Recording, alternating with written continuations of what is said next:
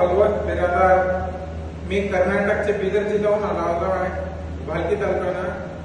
आमचं एक मित्रासाठी आलतो मी इथं, त्यांना इथपर्यंत आणायचं झालं नाही, आता आणलं त्यांना तो लई बेमार पडते।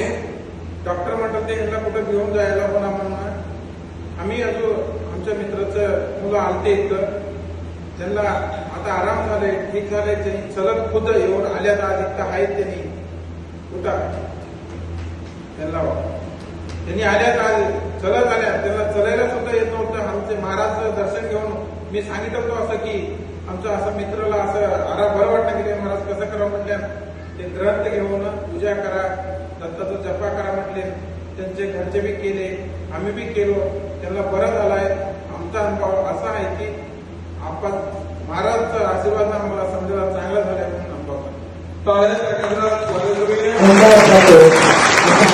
या नगरीचा महिला आहे।